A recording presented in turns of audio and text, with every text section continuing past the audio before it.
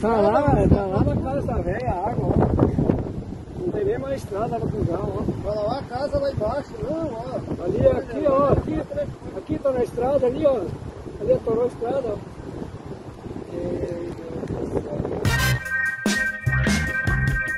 Fala, seus mal diagramados, existe aquele clichê sobre tudo ser político. É verdade, porém algumas situações exigem menos ou nenhum proselitismo e podemos ignorar como fato político para não incorrer no risco de sermos as pessoas mais insuportáveis em um raio de 100 km. Outras, no entanto, são tão evidentemente políticas que só sendo mesmo muito cínico ou burro para ser um negacionista de ocasião. Nos últimos dias, o Rio Grande do Sul passa por um desastre sem precedentes na história do estado, que gerou alagamentos em cidades dos vales do Caí e Taquari e também na capital, que foi afetada com o transbordamento do rio Guaíba. Sempre que essas situações acontecem, e nos últimos anos elas acontecem com uma frequência enorme, tenta-se ou achar um culpado ou passar pano para o governo de ocasião, interditando o debate político sobre o tema. Afinal, choveu bastante, inundou, desabrigou geral e isso não é culpa de ninguém, certo? Não poderia estar mais errado. Só que é justamente isso que colunistas pagos para defender qualquer projeto neoliberal para governar o Rio Grande do Sul têm feito neste exato momento ao blindar Eduardo Leite. Rosane de Oliveira, espécie de Eliane Cantanhede dos gaúchos, escreveu no Twitter que não é hora de politizar tragédia. Se a hora não for essa, qual será? Esse tipo de discurso poliana esconde o que gera uma situação assim. Negar mudanças ambientais que impactam o mundo todo é debochar da cara dos mais pobres, que são sempre as principais vítimas desses eventos. Pesquisadores sobre o tema alertam há décadas como os riscos de desmatamento, monocultura, extrativismo, assoreamento de rios e queimadas nos impactam. Não é alarmismo. Hoje já acontece e nas próximas décadas vai se agravar a quantidade de refugiados ambientais. Essas são pessoas que precisam desistir de suas casas e cidades por chover demais, ser árida demais ou impraticável para o cultivo. Essas mesmas pessoas, antes de fugir, podem até morrer de desnutrição, doenças endêmicas e conflitos pelo que restar de terra cultivável. No Rio Grande do Sul mesmo a situação tem a ver com isso. Nas serras há atividade agrícola intensa que desmata e gera assoreamento dos rios nos vales. O professor e climatologista da Universidade Federal do Estado, Francisco Eliseu Aquino, entende que os governos municipais, estaduais e federais fragilizaram a proteção ambiental nos últimos anos e que não há planejamento urbano e territorial para, por exemplo, evitar moradia em áreas de risco.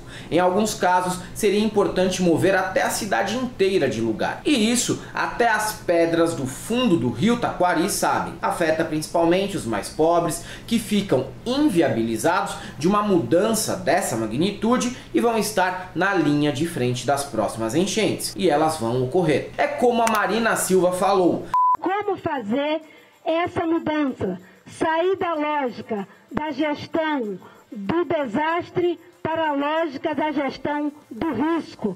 Só que a pasta dela sozinha também não vai fazer milagre. Prevenção de desastre é política de governo e tem que ser pensada coletivamente. Não adianta muito a Marina defender o óbvio e, por outro lado, ter ministro agindo como preposto do extrativismo e apostando todas as fichas em monocultura que desmata, desertifica e destrói mata ciliar pelo país. E é até irônico a RBS e a direita pedirem para que não se politize um desastre dessa magnitude. O Eduardo Leite mesmo, quando o bicho começou a pegar, a primeira coisa que fez foi tentar responsabilizar apenas o Lula pelo que ocorreu para tirar o dele da reta. E sabe como é a realidade política da prevenção de desastres no Brasil? Uma lástima. Embora prefeituras sejam incapazes de impedir uma enchente, elas podem reduzir bastante o número de vítimas e desabrigados se quiserem.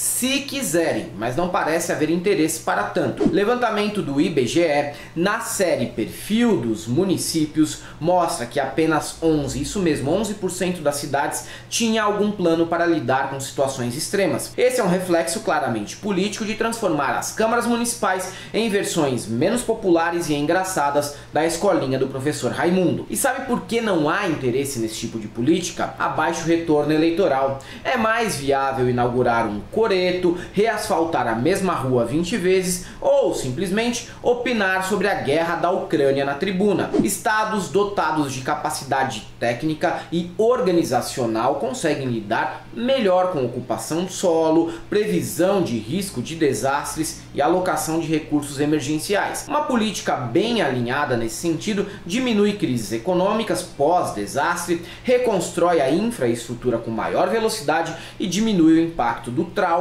que uma situação como essa gera na população, algo que inexiste no Rio Grande do Sul e em quase todo o Brasil. Porque se hoje é esse o estado que enfrenta uma situação delicada, daqui a um mês será São Paulo, Minas, Rio, Bahia ou Paraná. Todo ano é exatamente igual e a culpa quase sempre recai no que mora na encosta por não ter outra alternativa. Não, Eduardo Leite sozinho não é responsável pela desgraça que atingiu o estado que governa. Ele diretamente não, mas as políticas que ele defende, enquanto homem público, colaboram para que a situação seja assim. Como ser humano, né, eu tô devastado por dentro, como cada um dos gaúchos está. Mas como governador, nós estamos aqui firme.